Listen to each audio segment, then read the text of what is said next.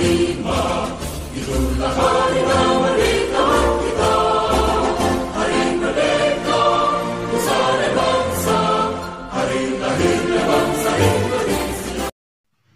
A'udzu billahi minasy syaithanir rajim. Bismillahirrahmanirrahim.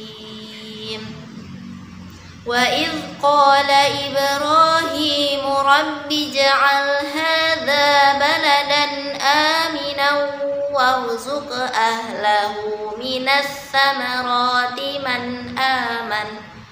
مَنْ آمَنَ مِنْهُمْ بِاللَّهِ وَالْيَوْمِ الْآخِرِ قَالَ وَمَنْ كَفَرَ فَأُمَتِّعُهُ قَلِيلًا ثُمَّ أضطره إلى عذاب النار وبئس المصير.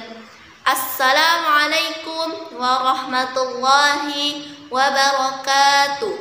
Alhamdulillahi rabbil alamin. Wassalatu wassalamu ala asyrafil anbiya'i wal mursalin wa ala alihi wa ashabihi ajma'in, amma ba'd. Pertama dan yang paling utama, marilah kita panjatkan puja dan puji syukur kita kehadirat Allah Subhanahu wa taala, karena atas rahmat, taufik dan hidayahnya kita masih bisa merasakan nikmat dunia hingga detik ini. Sholawat dan salam tak lupa kita hadiahkan kepada junjungan Nabi besar kita, Nabi Muhammad sallallahu alaihi wasallam. Allahumma shalli wa sallim wa barik alaihi. Semoga kita mendapatkan syafaatnya di yaumil akhir kelak. Amin ya rabbal alamin.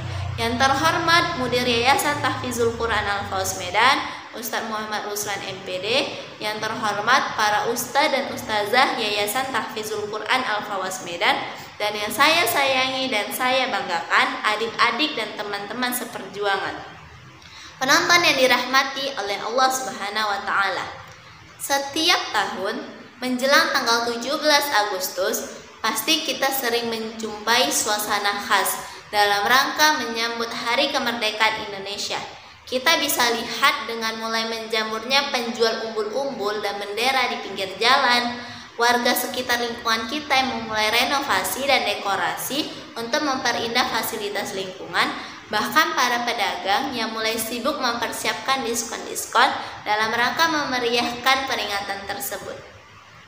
Kemudian, tepat tanggal 17 Agustus akan dilaksanakan upacara bendera di berbagai instansi serta diadakan banyak sekali perlombaan untuk memeriahkan acara peringatan kemerdekaan Indonesia. Nah, nama sebenarnya nih, apakah kita sudah benar-benar memahami tentang makna kemerdekaan Indonesia tersebut dengan benar? Nah, menurut Kamus Besar Bahasa Indonesia, kemerdekaan sendiri merupakan keadaan di mana suatu bangsa atau negara pemerintahannya telah diatur oleh bangsanya sendiri tanpa ada intervensi dari pihak asing. Namun, kemerdekaan itu bukan hanya tentang hal di atas, melainkan merdeka itu adalah saat hati kita ini benar-benar memahami bahwa kemerdekaan yang telah kita raih bukanlah hadiah dari penjajah, namun diperjuangkan dengan seluruh air mata, darah dan nyawa, dan kemudian diberkati oleh Allah Subhanahu wa taala sehingga akhirnya kita bisa memperoleh kemerdekaan. Sesungguhnya kita memanglah milik Allah dan hanya kepada Allah kita akan kembali.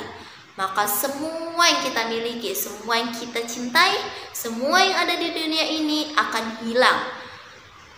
Semua akan pergi meninggalkan kita.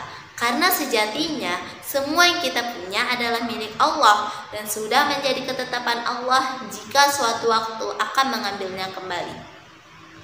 Saat hati kita benar-benar telah memahami, mengerti, dan telah berpegang teguh tentang makna kalimat inna lillahi wa inna ilaihi raji'un, bahwa sesungguhnya kita milik Allah dan kepadanya kita kembali, maka hati kita akan senantiasa merdeka dari ikatan harta benda, sehingga ketika terjadi perpisahan, kehilangan, bahkan pengkhianatan sekalipun bukanlah hal yang membuat hidup kita terpenjara dalam tangis air mata. Yang pergi biarlah pergi, yang hilang semoga segera Allah gantikan dengan yang lebih baik.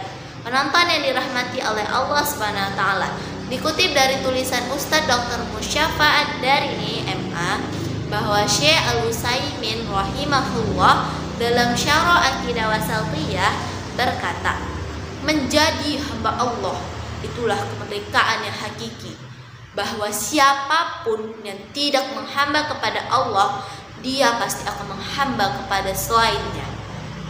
Ya, seperti itulah kenyataannya. Manusia hanya berada dalam dua pilihan. Pilihan pertama, menjadi hambanya Allah, atau pilihan kedua, menjadi hambanya yang selain Allah. Tidak ada tuh pilihan ketiga. Imam Ibnu Qayyim rahimahullah dalam Nuniyahnya pun berkata, mereka yang lari dari penghambaan kepada Allah yang mereka diciptakan untuknya, akhirnya mereka dihukum dengan penghambaan kepada hawa nafsu dan syaitan.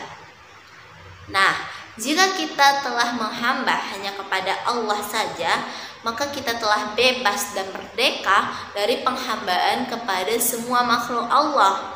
Maka itulah titik kemerdekaan tertinggi yang bisa dicapai oleh manusia seperti kita. Baiklah, sampai sini saja nasihat dari saya. Apabila ada kata-kata saya yang salah, saya mohon maaf, saya mohon ampun kepada Allah Subhanahu wa taala. Wabillahi taufik wal hidayah. Wassalamualaikum warahmatullahi wabarakatuh.